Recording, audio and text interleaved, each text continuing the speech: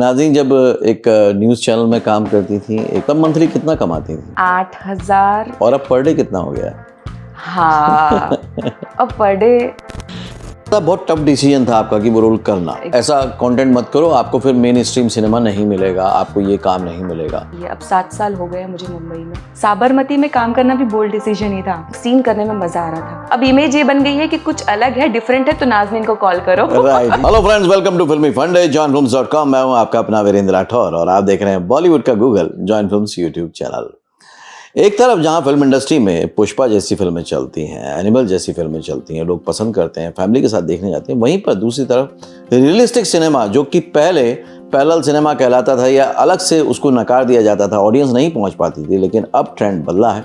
इस तरह की मूवीज़ को भी ऑडियंस मिलने लगी है, थिएटर तक जाने लगी है। मैं जिक्र करना चाह रहा हूँ साबरमती फिल्म का, जिसको कि अभी आप ऑन स्क्रीन देख रहे हैं, और उसमें जिन्होंने रोल निभाए हैं वो मेरे साथ हैं नाज़रीन। Welcome to join films. Thank you so much, thank you. Okay, नाज़रीन के साथ हालांकि हमारी ये पहली मुलाकात नहीं है आपके लिए। हम लोग पहले भी पॉडकास्ट कर चुके हैं, मैं लिंक शेयर करूंगा, वो ज़रूर देखिएगा। उससे आपको ये समझ में आएगा कि जो जर्नी होती है एक्टर की, ये किस तरह से आगे बढ़ती है, ये कैसे आगे चलती है। तो जब हमने पिछली बार किया था तो आपको याद होगा, एक शॉर्ट फिल्म की बात की थी हमने जी। और वो फेस्टिवल्स में उसने बड़ा कमाल किया था, और उसमें रोल भी आपका बहुत ही अलग तरह का था, मतलब बोल्ड था, लेकिन उससे भी ज़्यादा बहुत टफ डिसीजन था आपका कि वो रोल करना और ऑडियंस का एक्सेप्टेंस। वहाँ से लेकर साबरमती तक पहुँचने में कितनी ट्रेन आई और कितनी ट्रेन चली गई? एक्चुअली जो शॉर्ट फिल्म की थी मैंने, जैसे आपने कहा कि बोल्ड डिसीजन लेना, साबरमती में काम करना भी बोल्ड डिसीजन ही था। ओके। क्योंकि किसी भी चैलेंज को एक्सेप्ट करना ये है बहुत बड़ा बोल्डनेस है। तो पहले तो जब साबरमती मिला, और इससे पहले भी जो कहानियाँ मैंने की है, बहुत ज़्यादा रियलिस्टिक को करीब रही रियलिस्टिक के। तो जब साबरमती मिला तो मेरे लिए अच्छी बात ये थी कि मैं ऑलरेडी विक्रांत हूँ, राशि हूँ, इन सब के साथ काम करना चाह रही थी, और उस प्रोडक्शन के साथ मैं पहले भी काम कर चुकी थी। तो मेरे लिए एक अच्छा एक्सपीरियंस था। मुकेश छाबड़ा से कॉल आया था, तो पहली बार मैं मुकेश छाबड़ा की तरफ से काम कर रही थी, तो मेरे लिए एक अच्छा अनुभव था। ओके, आपने कहा कि आप इस प्रोडक्शन के साथ पहले भी काम कर चुकी थी। पहला इनके साथ कौन सा काम किया था आपने? मैंने गंदी बात 2 किया था, जिसमें 3rd एपिसोड किया था। सीमा का कैरेक्टर मैंने किया था, जिसे लोग जिब्राल्टर के नाम से जानते हैं। ओके, अब यहीं से देखो एक बात निकल के आती है कि जब आपने वो किया होगा, गंदी बात सीरीज किया होगा, जो शायद ऑल्ट पे था जी, ऑल्ट वाला जी पे, तब सब लोग टोकते हैं, रोकते हैं कि यार ऐसा कंटेंट मत करो, आपको फिर मेन स्ट्रीम सिनेमा नहीं मिलेगा, आपको ये काम नहीं मिलेगा। तब आपने जो एक टफ डिसीजन लिया, एक एक्सपेरिमेंट किया, और आप इस फिल्म तक पहुंची, तो ये कैसे लोगों की सोच में बदलाव आया, आपकी सोच में आया, कैसे हुआ? पहले तो मेरे पास जब भी कोई काम आता है, मैं डिस्कस करूँ किसी से या कुछ भी करूँ, डिसीजन मेरा अपना होता है कि मुझे ये करना है या नहीं। तो मैं कभी भी ना कहानी के लिए काम करती हूँ। कहानी अगर हटके है तो वो किसी भी प्लेटफॉर्म पे, वो भीड़ में भी एक अलग चीज नजर आएगी। और गंदी बात सीजन 2 हिट हुआ था। उसके बाद 3, 4, 5, 6 जो भी चीजें हुई, और 2 अंदाजा नहीं था कि होगा, लेकिन मुझे ये श्योरिटी थी कि ये कहानी जिसके लिए मैं काम कर रही हूँ ये आगे बढ़ेगी। और क्योंकि मैं मीडिया से रही हूँ पहले, तो मेरा लगाव थोड़ा रियलिस्टिक की तरफ ज्यादा है।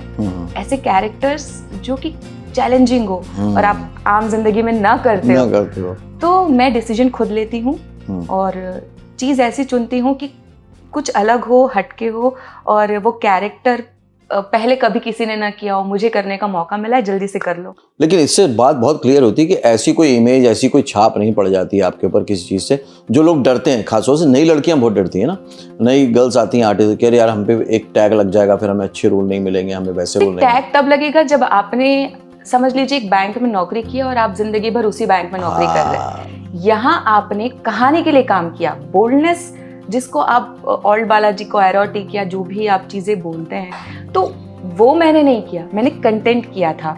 फिर मैं जब शॉर्ट फिल्म में गई, मूलाकरम द ब्रेस्ट टैक्स, जिसकी हम बात कर रहे थे, तो वो भी आप कंटेंट देखो, वो एक 100 में एक अलग कंटेंट है, बिल्कुल अलग। फिर मैंने जब बाकी चीजें भी चुनी, या फिर साबरमती में मेहरुनिसा किया है मैंने, तो वो भी एक ऐसा कैरेक्टर है जो पूरी फिल्म में एक अलग चीज लेके जाता है। तो मैं हमेशा कैरेक्टर को पसंद करती हूँ, उसके बाद प्लेटफॉर्म कोई भी हो, इमेज नहीं बनती। अब इमेज ये बन गई है कि कुछ अलग है, डिफरेंट है, तो नाज़नीन को कॉल करो। राइट, ये अच्छी इमेज है। हाँ, एक्सपेरिमेंट करना।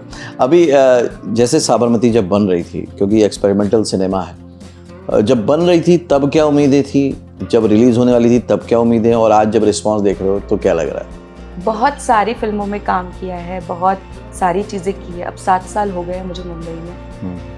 एक ही चीज़ समझ आई है कि इस फिल्म को करने के बाद मेरे जहन में एक चीज़ तय हो गई है कि फिल्म के लिए आपको बुलाया जाता है, वो बन सकती है, वो डबिंग में कुछ और हो सकती है और फाइनल में कुछ और आ सकती है। तो बस आपने जो काम किया है, आपको नहीं पता कि आपने 15 सीन दिए हैं, कौन सा सीन लगेगा। इतनी ईमानदारी से दो कि वो 15 में से जब 4 सीन भी लगे तो वो कमाल के हो। तो वो चीज़ मैंने सोचा और मैं उसी को पकड़ पकड़ के आगे बढ़ रही हूँ। ओके, बहुत एक चीज़ पूछना चाह रहा हूँ, क्योंकि आप बहुत खुले दिल से बताती हो नाज़नीन हर पॉडकास्ट में। एक तो होता है जब हम शुरू बोलते हैं कि पैशनेट हूँ मैं, शिद्दत है मेरी, इसलिए मैं एक्टिंग करियर में जा रहा हूँ। लेकिन जब ज़िंदगी की आपाधापी गुजरती है, उतार चढ़ाव आते हैं, तो ये शिद्दत सब रह जाती है। ऐसे मोमेंट कितनी बार आए, क्या किया, कैसे ओवरकम किया? मैं जहाँ से हूँ, मैं बहुत ही हंसने बोलने वाली और मिक्स होने वाली लड़की हूँ। जब मुंबई आई उसके बाद सब कुछ ठीक था, पर धीरे धीरे चैलेंजेस ऐसे आते हैं कि आपके जो दोस्त हैं, जो आपके शहर के हैं, आप उन्हें बता नहीं पाते क्योंकि उन्हें पता नहीं यहाँ क्या है। प्रॉब्लम उनकी नहीं है कि वो समझ नहीं पा रहे या घर वाले नहीं समझते, उन्हें पता ही नहीं है यहाँ क्या होता है, हम किस चीज़ से डील कर रहे हैं। वो डील करते करते ये चीज़ मुझे समझ आ गई, कई बार आपको लोगों को छोड़ना होगा। आप छोड़ते नहीं लोगों को, आप बस एक्सप्लेन करना छोड़ देते हैं। छोड़ना होगा, पकड़ना होगा। यहाँ लोग बदलते रहेंगे। जब आप मुंबई आओ, लोग बदलते रहेंगे आपकी ज़िंदगी में। मैंने वो बदलाव कंटिन्यू रखा और एक्सेप्ट करना सीखा। ग्रेट। वो चीज़ बहुत ज़रूरी थी कि मुझे करना क्या है। अब उससे पूरा करने के लिए लोग जाते आते रहेंगे। एक इंसान ज़िंदगी भर के लिए नहीं हो सकता, एक इंसान टेम्परेरी भी नहीं हो सकता। हाँ, जब तक जिसकी जर्नी है, तो वो जर्नी मैं सीखी हूँ मुंबई में। स्पेशली एक और बहुत बड़ा फ़र्क होता है नॉर्मल प्रोफेशन में, नॉर्मल जॉब में। आप जो भी जॉब करते हैं, प्रोफेशन है, बिजनेस करते हैं, तो शुरुआत में भले ही सवालिया निशान रहें लोगों के, बाद में नहीं रहते जब आप उसको करने लग जाते हैं। लेकिन फिल्म इंडस्ट्री में देखा है, खासतौर से फीमेल आर्टिस्ट के लिए, आप जब जो प्रोजेक्ट करते हैं, बहुत सारे क्वेश्चन मार्क लगाए जाते हैं। हाँ। कैसे डील करते हो उसको? मैं कोई कुछ भी कहे, पहले तो मैंने वो सुनना बंद कर दिया है। एक्चुअली होता भी है ना कि ज्यादातर वो अपने आसपास के ही लोग होते हैं। हाँ, इतनी सारी चीजें आपसे कहते हैं, लेकिन आपने किस सिचुएशन में। मेरा खुद पर इतना ज्यादा भरोसा है कि मैं जब कोई कुछ कहता है तो मुझे लगता है कि जो मैंने सोचा है उससे वो एक स्टेप नीचे सोच रहा है। Okay. तो वो जो जहन में मेरा एक दिल और दिमाग की आवाज आती है, तो मैं शांति से उसी चीज पर चलती हूँ। बहुत सारी बातें होती है आसपास, मैंने उसके बारे में सोचना बंद कर दिया है। मैं इतनी भीड़ में हूँ, मैं इतने साल हो गए मुझे यहाँ। मेरे सामने मेरे कई दोस्त चले गए जो बड़े बड़े इंस्टीट्यूट से पढ़ के आए थे, जस्ट बिकॉज वो यहाँ वहाँ की चीजें सुनते थे, सारा टाइम बैठ के बातें करना। वो अपने शहरों में ठीक है जहाँ से हम आते हैं, पर जब हम मुंबई में आए तो एक पैशन, एक अलग चीज है। Right. लोग यहाँ भी घर महफिल बनाकर उस चीज को, टाइम को, वक्त को बिता देते हैं। और फिर उन्हें लगता हमने भी कुछ किया क्यों नहीं यार, तुम मुझे बताओ क्या हो सकता है। तो मैंने वो सारी चीजों को साइड रखकर अपना डिसीजन, अपना फोकस, ये सारी चीजें करना शुरू किया। इसलिए मुझे किसी की बातों से फर्क ही नहीं पड़ता। अभी क्या क्या और हो रहा है लाइफ में, क्या क्या प्रोजेक्ट्स लाइन? सबसे अच्छी बात ये है, जैसे मैंने आपको लास्ट टाइम भी हमने डिस्कस किया था डबिंग के बारे में। हाँ। तो अभी मैंने एनाटॉमी ऑफ फॉल किया, ये ऑस्कर में गई। तो ऐसी कई फिल्में हैं जो मैंने डब की है और वो बाहर गई है, तो मेरे लिए एक अच्छा अनुभव रहा। और उसके अलावा मैं एक एल्बम कर रही हूँ जो बहुत जल्दी आएगा, तो उसकी तैयारियां चल रही है। और मैंने अपने मकसद सोचे हुए हैं, मैंने सोच लिया है, मेरे दिमाग में सब कुछ पता है मुझे, मैं क्या कर रही हूँ, एकदम ब्लूप्रिंट क्लियर है क्या करना है। और शायद मैं वो जी रही हूँ अंदर कहीं ना कहीं। अब मैं गाड़ी चलाती हूँ तो मैं खुद ही खुश होती हूँ। सामने वाले को नहीं पता, लेकिन मैं खुश हो रही हूँ कि शायद मैं किसी बड़े अवार्ड के लिए जा रही हूँ, शायद मैं किसी बड़ी फिल्म को साइन करने जा रही हूँ। तो हर वक्त अच्छे थॉट्स के साथ मैं चीजें कर रही हूँ। और एक विजन है मेरा, धीरे धीरे जैसे जर्नी क्लियर हो रही है। आप तो मुझे बहुत साल से देख रहे हैं, कहाँ से कहाँ, तो जैसे जैसे जर्नी क्लियर हो रही है और मजा आ रहा है और मुझे पता है क्या होने वाला है। तो जब शुरुआत में आता है, आपने बोला 7 साल हुए हैं आपको, शुरुआत में आते हैं लोकल ट्रेन, बस और ये, और आज उसी रास्तों पर अपनी गाड़ी, कितना फर्क, कितना मजा आता है। बहुत। जब मैं आई थी तो एक डाउट होता था मन में, इतनी खूबसूरत लड़कियां, इतनी खूबसूरत लड़की, इतना दूध जैसा स्किन उनका, इतनी अच्छी इंग्लिश, सबको यही लगता है कि मैं गांव से आया हूँ। अक्सर मैंने लोगों के मुंह से बोलते हुए सुना है मुझे इंग्लिश नहीं आती, और ज़्यादातर लोग इसलिए मुंबई में घबराते हैं। इतने बड़े बड़े ऑफिस है कि आपका सर ऊंचा होते ही जाता है, बिल्डिंग खत्म नहीं हो रही है, आप जाने से पहले घबरा जाते हो। मुझे बिल्कुल फ़र्क नहीं पड़ता है सामने वाला इंग्लिश में बात करता है या किस लैंग्वेज में बात करता है, मैं अपनी हिंदी में बात करूंगी, और इतना कॉन्फिडेंटली बस। तो वो सारी चीज़ें मैंने अच्छे तरीके से जमा किए। ठीक है। जब एक्टर हम आगे बढ़ता है तो उसकी ख्वाहिशें बहुत बढ़ती हैं एक्टिंग के स्वरूप में, कि अब ये करना है, अब ये करना है। साथ में आपकी जो जिम्मेदारियां बढ़ती हैं और जो आपका लाइफस्टाइल होता है वो भी आगे बढ़ता रहता है। तो कई बार क्या लाइफस्टाइल की वजह से, खर्चों की वजह से डिसीजन लेते हो आप किसी चांस के लिए, या नहीं हमेशा पूरा का पूरा फोकस होता है रोल के ऊपर, कैरेक्टर के ऊपर? मेरा ध्यान सिर्फ मेरे करियर पर नहीं है, मेरी अपनी जिंदगी पर भी है, क्योंकि लोग यहाँ पर करियर को करते करते अपनी जिंदगी भूल जाते हैं, भटक जाते हैं। फिर उन्हें एक उम्र में जाके अंदाजा होता है कि यार सब कुछ कमा लिया पर ये नहीं है, वो नहीं है। मैंने इन सब चीज़ों को बहुत बैलेंस रखा है। पहले तो मुझे मेरी ज़रूरतें पता है कितनी है, और लिमिटेशन अभी ज़रूरी है। मैं ये नहीं कहती कि सपनों को सोचो इतना बड़ा कि आप कुछ और सोचो ही नहीं, वो एक टाइम आता है उसका। अभी सपनों को, जो सपने, मतलब मुझे अगर 50 लाख की कोई चीज़ लेनी है या 5 लाख की, कंट्रोल वो भी वक्त आएगा। तो हर एक खर्चा आपका बैलेंस करना सीखो, क्योंकि मुंबई में लोग ये मैनेजमेंट नहीं कर पाते। शुरू में जैसे ही एक काम मिला, सीरियल मिला, बड़ी गाड़ी और बड़ा घर, और उसके बाद मैंने कई लोगों को डूबते देखा। बात करना, सारी चीजें चेंज हो जाती है, और वो 6 महीना कंटिन्यू कर पाते, फिर क्या, क्योंकि वो भूल जाते हैं कि एक काम के बाद दूसरा काम फिर ढूंढना है। राइट। आपको उसी तरह से ढूंढना है जैसे पहला ढूंढा था। आप एक दिन में कुछ नहीं बन गए, अब 10 प्रोजेक्ट करके भी कुछ नहीं बने। एक्चुअली मुंबई में इतना कुछ हो रहा है, तो वो बैलेंस रखना, कितना खर्चा है, कितनी चीजें हैं, मैं वो बहुत मैनेज करके चलती हूँ। मैं कभी इस चीज़ पे नहीं चलती कि मुझे ये पहनना है, वहाँ पे वो इतना पहन के आए होंगे। मैंने जो पहना है मैं बेस्ट लगती हूँ, वो सोचना है। राइट। हर एक चीज़ के हिसाब से बोल रही हूँ। हम बेस्ट हैं, हम कॉन्फिडेंस होना चाहिए। जब आप शुरुआत में आई होंगी तब आपके साथ भी ये अनुभव हुआ होगा, एक्सपीरियंस हुआ होगा, और जितने भी नए एक्टर आते हैं उनको तो होता ही है, खासतौर से गर्ल्स को, है ना, कि आ जाओ, मिलते हैं, बात करते हैं, मीटिंग करते हैं, ये बड़ी फिल्म है, ये बड़ा एल्बम है, ये सीरियल है, ये है, बरिश्ता में आ जाओ, कॉफ़ी कैफ़े डे में आ जाओ, इधर रेस्टोरेंट में मिलते हैं, नाइट आउट करते हैं, नाइट पार्टीज़ करते हैं। तो ये आपने कैसे इसको किया था टैकल, है ना? और ये इस तरह का कोई मज़ेदार किस्सा हो तो ज़रूर बताना कि बड़ा मज़ा आया हो टैकल करने में। मैं आपको एक चीज़ सच बताती हूँ, कई लोगों को गलतफहमी है कि मैं बहुत पार्टी करती हूँ। अच्छा। जबकि ये एकदम रॉन्ग है। मैं 10:30 बजे अपने घर में होती हूँ, उसके बाद मुझे 11, सवा 11 तक नींद आए, और सुबह 4:30-5 बजे उठना मेरी आदत है। ये लोग मुंबई में कंटिन्यू नहीं करते, और ये मेरा शुरुआत से ही है, जब मैं पहले आई थी। अब वो उस हैबिट की वजह से सारी जगह वो जहाँ होती है, जहाँ काम की बातें नहीं होती, आपको लगता है काम होगा। राइट, मैं इसलिए इसको एक्सप्लोर करना चाहता हूँ। आपको लगता है कि आप एक पार्टी में जाएंगे, बहुत अच्छे से तैयार होकर जाएंगे, ये आपका बहुत बड़ा खर्चा है। एक लड़की का पूरी तरह से तैयार होना, मैं सभी लड़कियों के लिए बोल रही हूँ, बहुत बड़ा खर्चा है। और फिर वो खत्म हो गया तो उसे खरीदना और खर्चा है। तो ये सारी चीजें बड़ी मुश्किल हो जाती है। इस चीज को, मेरा तो पहले तो एक रूटीन है, उस रूटीन में कौन फिट बैठता है मैं उससे मिलती हूँ। अगर मैं किसी के साथ काम कर रही हूँ तो मैं कभी कैफे में बैठने नहीं जाऊंगी जब तक वो मेरा दोस्त नहीं है। कोई दोस्त है, काम ऊपर करा तो बात और है, वरना अगर कोई काम करना चाहता है तो ऑब्वियसली आप प्रोडक्शन से ही काम करेंगे, तो आप वहीं मिलो अगर आप सच में फाइनल हो तो। कई लोगों को मैंने देखा है कि साइनिंग मतलब एक आर्टिस्ट है, अगर उन्होंने अपने गाँव से पैसे भेज दिए एक एजेंसी को, फिर वो मुंबई आ गए कि सर मैं आ गया हूँ, शूटिंग कब है, और एजेंसी फोन नहीं उठा रही है। और ये इंसान अपने ही खर्चे पे 3-3 दिन रुका हुआ है। बहुत सारी मिस्टेक्स होती है। पहले तो प्रोडक्शन हाउस में मिलो, सबसे मिलो जब तक, और ये होता है अगर आपको फाइनल किया गया और आप पहली बार भी आए हैं मुंबई में तो आपको रिस्पेक्टफुली आपको प्रोडक्शन हाउस बुलाएंगे, ऑफिस में ही बुलाया जाएगा। अगर आप सिलेक्टेड हैं, नहीं हैं तो आपको दिक्कत है। मिलो, और उसके बाद अगर कोई एल्बम है तो पहले गाना सुनो, अपनी कंडीशंस पहले क्लियर करो। ऐसा नहीं कि मैं कैसे पूछूं यार, मैं कैसे पैसों की बात करूं, या मैं गाना पूछूंगी तो कहीं मुझे वो निकाल ना दे। ये सारी चीजें नहीं सोचनी। कैफे में मिलकर पार्टीज करके, इतना खर्चा करके कुछ नहीं होगा। आप नर्वस होगे क्योंकि आपको बेहतरीन से बेहतरीन लोग और मिलेंगे, पर वहां पर एक फाइट होती है मैं बेहतर हूँ, जिसके घर गए हैं वो बेहतर है। अब वो डिसाइड कर रहा है कि इतने लोगों में कौन बेहतर है, मैं कैसे काम दूं। तो ये मजमे से बेहतर है काम दिखाते रहो, जो देखेगा आपको खुद ही बुलाएगा। क्योंकि आप देखिए जो काम कर रहा है वो कहीं नहीं भटक रहा है। हाँ, उसको काम से काम मिल रहा है। वो कहीं आपको जल्दी पार्टी में दिखाई नहीं देगा, यहाँ वहाँ बहुत जल्दी आपको हर जगह नहीं दिखाई देगा।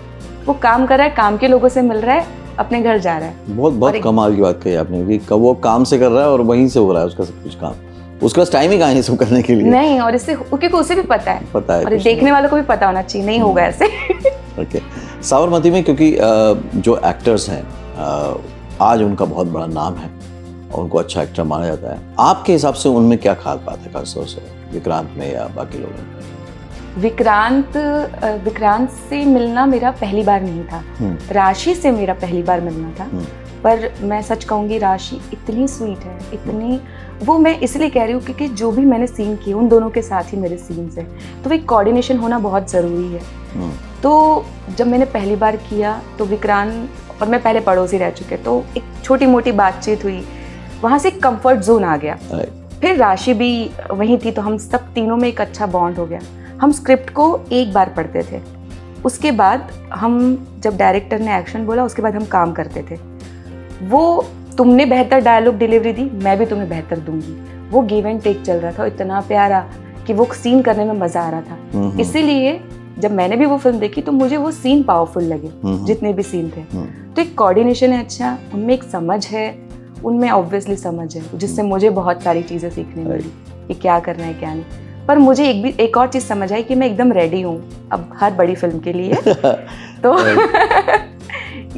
तो अच्छा अनुभव रहा सबके साथ। राशि और विक्रांत से जुड़ी एक और बात पूछूंगा, क्योंकि विक्रांत वैसे उन कलाकारों में से हैं जो नॉर्मल लुक के थे, जिन्होंने टीवी भी किया पहले और छोटे छोटे रोल्स भी किए, और उसके बाद उस जगह पे पहुंचे जहां हर कोई पहुंचना चाहता है। हर आदमी हीरो ही बनना चाहता है, मेन लीड ही बनना चाहता है। उन्होंने बन के भी दिखा दिया, लेकिन उन्होंने वो सारे टेम्पलेट और पैरामीटर तोड़े जो कि सो कॉल्ड समझा जाता है कि नहीं, हीरो बनने के लिए करना पड़ेगा, कि डांस करना पड़ेगा, मुझे छोटे रोल नहीं करने हैं, मुझे यही करना पड़ेगा, मुझे गिटार लेके ही घूमना पड़ेगा, है, या वो मुझे वैसे कपड़े पहनने पड़ेंगे। वो सब उन्होंने तोड़ा, है ना। लेकिन उसके बाद भी मेन लीड वो पहुंचे। आपको कभी ऐसा हुआ कि यार इस बंदे में ये खास बात है इसलिए वो पहुंचा वहां तक? बालिका वधू से जैसे आपने कहा, बालिका वधू अगर आज भी देखे कोई, जितने भी बच्चे, मैं उनसे कहना चाहूँगी, जब वो पोर्शन उठा के देखे जिसमें विक्रांत ने एक्ट किया है, वो जब किया था उन्होंने, तब भी मैं बहुत छोटी थी। तभी मैं बताती हूँ, मैंने तभी मैं अपनी मम्मी से कहा था कि ये कुछ अलग करता है। राइट। ये कुछ अलग, ये मैंने भी शेयर किया था अपने घर पे। राइट, ये कुछ अलग एक्टिंग करता है मम्मी, ये बहुत अच्छा करता है। जबकि इतनी समझ नहीं थी। फिर धीरे धीरे जब मैंने जाना, जब हम पड़ोसी बने या बहुत सारी चीजें, मुझे एक चीज समझ आई कि पीछे एक तैयारी होती है। वो तैयारी लोग नहीं करते, और अगर वो तैयारी करते हैं तो वो भूल जाते एक टाइम बाद, और लोग थिएटर या बाकी चीज़ों में इन्वॉल्व रहते हैं। लेकिन उसने इन थिएटर और सारी चीज़ों के साथ साथ जो बहुत ज़रूरी है रीडिंग, वो रीडिंग करता था बहुत ज़्यादा अच्छे से। काफ़ी सारी चीज़ें जो उसे नहीं आती थी, लैंग्वेजेस पे काम करना शुरू किया। पहले तो एक्टिंग अच्छी थी, जब लैंग्वेज पे कमांड आ गया तो फिर कौन रोक सकता था।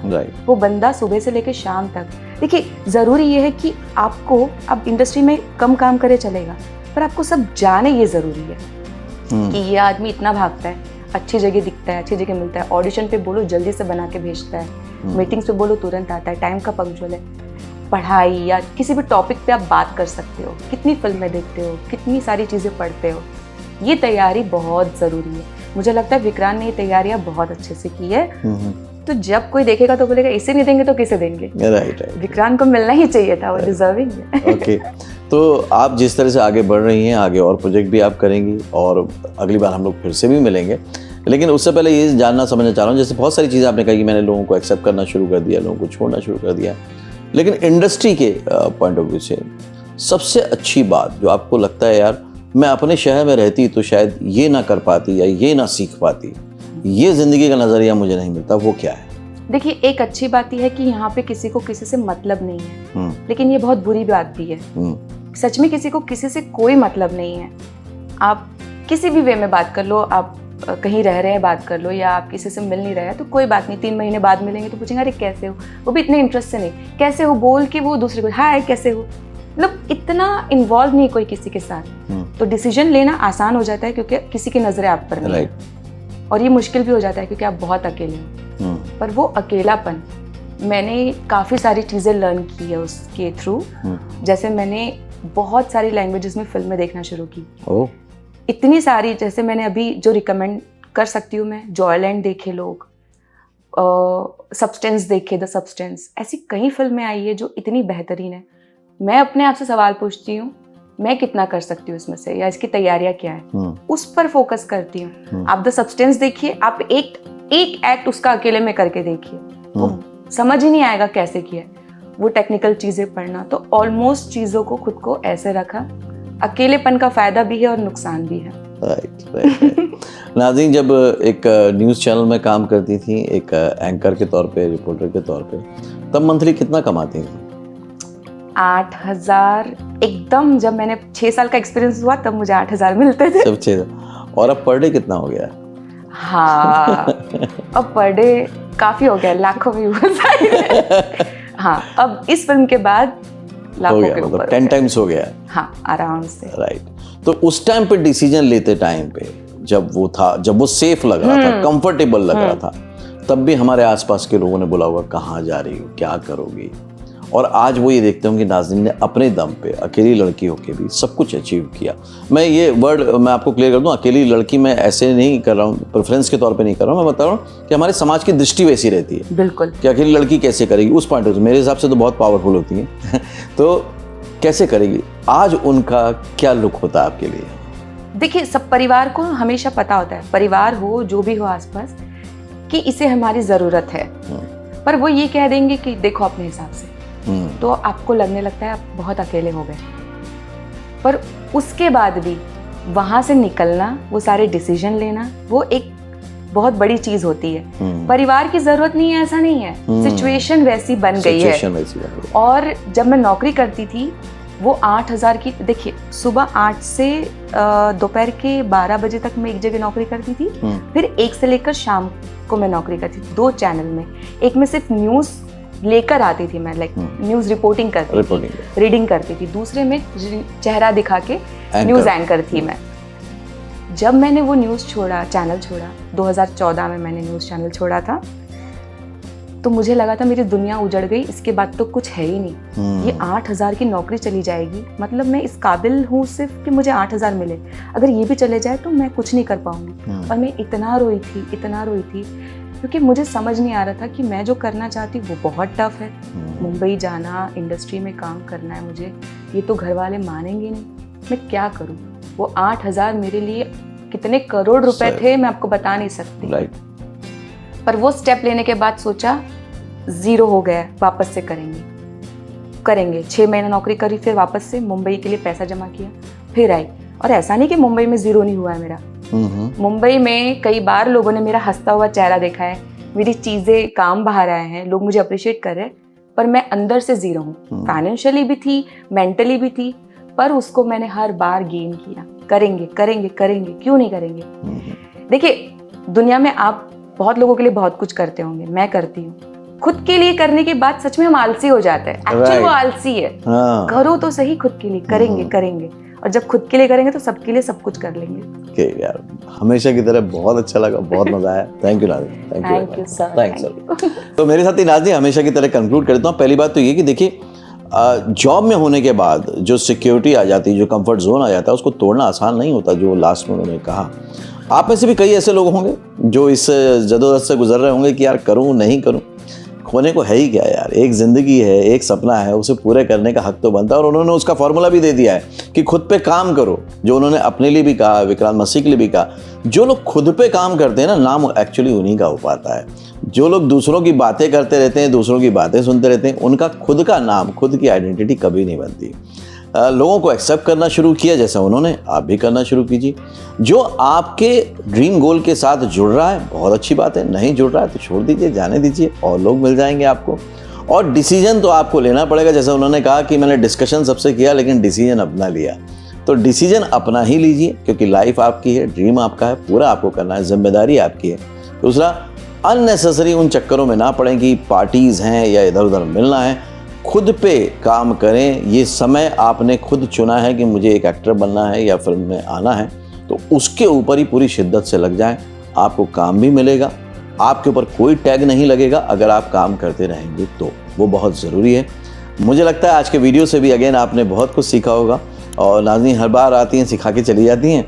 आप इम्प्लीमेंट कितना करते हैं ये मुझे बताइएगा कमेंट बॉक्स में। अगले वीडियो में फिर से मिलता हूँ, तब तक के लिए देखते रहिए, सीखते रहिए, जमे रहिए।